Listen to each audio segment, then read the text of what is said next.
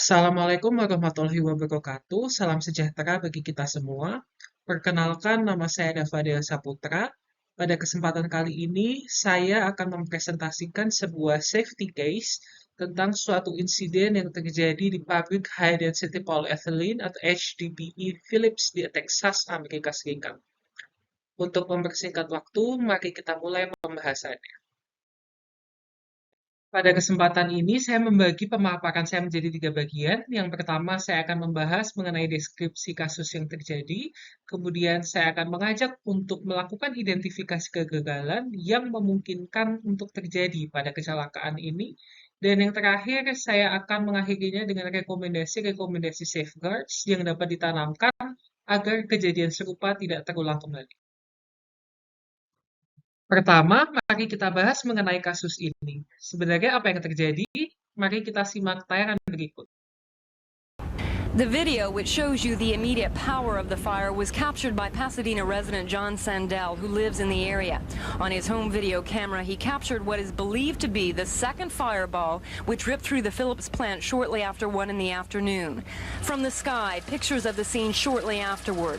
Phillips spokespeople say the seal of a polyethylene reactor blew, spewing highly explosive chemicals in the air. On the ground, we captured another explosion. There were an estimated 500 to 600 people in the plant at the time of the explosion. Those who could ran for their lives.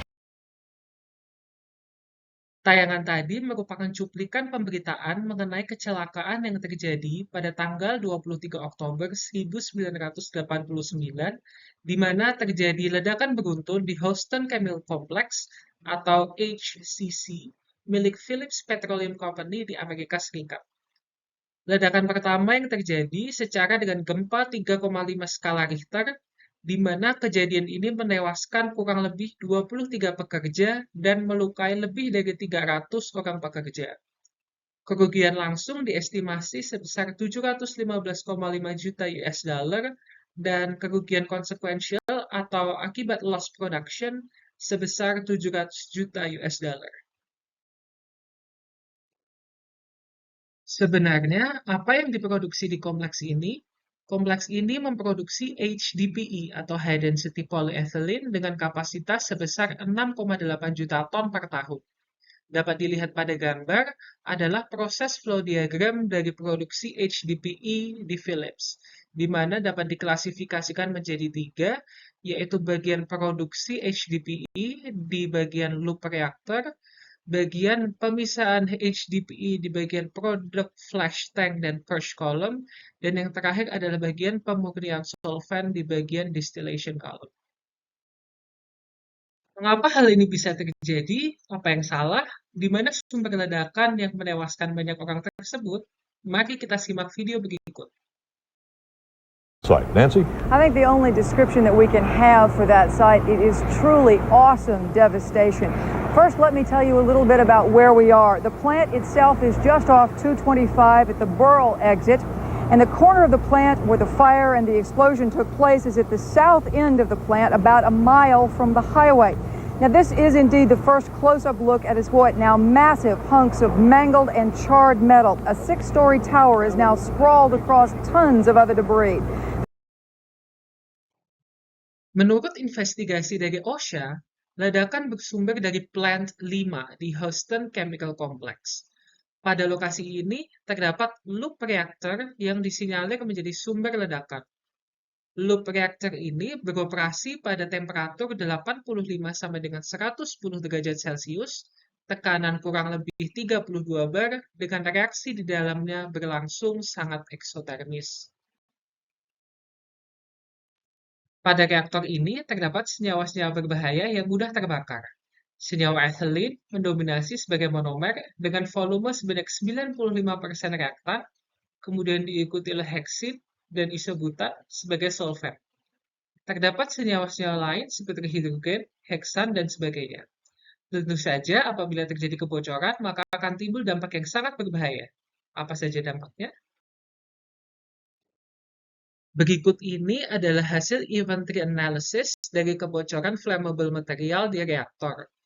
Beberapa kejadian yang dapat terjadi di antaranya adalah BLEVE atau Boiling Liquid Expanding Vapor Cloud Explosion, lalu ada jet fire, ada Confined Vapor Cloud Explosion, ada Unconfined Vapor Cloud Explosion, ada Respiratory Hazard atau bahaya pernapasan, lalu ada juga yang terakhir adalah Flash Fire. Lalu, kira-kira apa yang terjadi di insiden Philips ini? Di insiden Philips terjadi confined vapor cloud explosion. Seperti yang diketahui pada laporan investigasi yang dikeluarkan oleh OSHA, pemantikan terjadi sekitar 2 menit setelah terjadinya kebocoran. Maka tipenya adalah delayed ignition.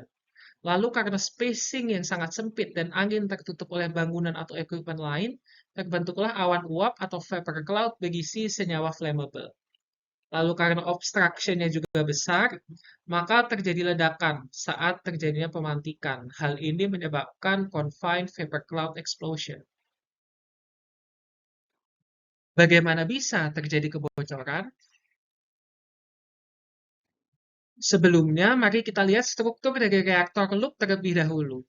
Untuk mengumpulkan serbuk HDPE yang terproduksi di reaktor, maka reaktor dilengkapi oleh settling legs. Serbuk HDPE yang sudah cukup berat akan mengendap dan jatuh ke settling legs. Menurut hasil investigasi dari OSHA, kebocoran pertama kali bermula dari salah satu settling legs di reaktor loop. Mengapa bisa terjadi kebocoran di salah satu settling legs? Mari kita telaah. Terjadinya kebocoran dari settling legs dapat diakibatkan oleh dua hal, yaitu kegagalan pada valve atau pipa settling tersebut patah. Pada fault tree analysis dapat dilihat bahwa penyebabnya dapat berasal dari faktor internal maupun faktor eksternal. Contoh faktor internal adalah defek pada material, defek pada pengelasan, kondisi operasi yang ekstrim, maupun terbentuknya polyethylene lock yang menyebabkan penyumbatan. Pada faktor eksternal, terdapat human error, natural disaster, maupun korosi. Yang mana yang benar? Mari kita simak tayangan berikut ini. An enviable safety record exploded and went up in smoke this year at Phillips Petroleum in Pasadena, with this tragedy and another fatal accident in August. The August fire killed one person and injured four. An official of the Oil, Chemical, and Atomic Workers Union says that fire was directly related to the company's increased use of outside contractors to supplement shorthanded maintenance crews. Pada tayangan dijelaskan bahwa perusahaan menggunakan orang-orang luar perusahaan atau outsourcing untuk melakukan maintenance. Hasil investigasi OSHA pada insiden ini menyatakan bahwa kejadian disebabkan oleh kegagalan valve yang bermula dari kelalaian manusia atau human failure. Mengapa demikian? Settling leg perlu sesekali dilakukan maintenance akibat bentukan polyethylene lock. Pada saat kejadian, sedang dilakukan maintenance pada salah satu settling leg loop reaktor. Pada prosedur maintenance-nya, tahapannya adalah pertama dengan menutup ball valve 8 inch, kemudian menutup aliran udara instrumen di valve, dan mengunci valve dalam kondisi tertutup. Akan tetapi, investigasi menemukan bahwa mekanisme penguncian berada dalam keadaan inaktif dan pipa aliran udara instrumen dalam keadaan terpasang dan terbalik, di mana aliran yang seharusnya merupakan aliran keluar udara malah dipasang selang aliran udara masuk. Dampaknya, indikator menunjukkan bahwa valve dalam kondisi close, padahal dalam kondisi terbuka. Sehingga hal ini mengakibatkan kekeliruan dan terlepasnya senyawa-senyawa flammable dari reaktor yang masih aktif. Dalam 2 menit terjadi kebocoran, terjadi ledakan besar yang pertama. Mengetahui rentetan peristiwa yang terjadi, perlu ditambahkan beberapa safety guard. Safeguard yang pertama adalah dalam setiap kegiatan perlu dilakukan proses hazard analysis.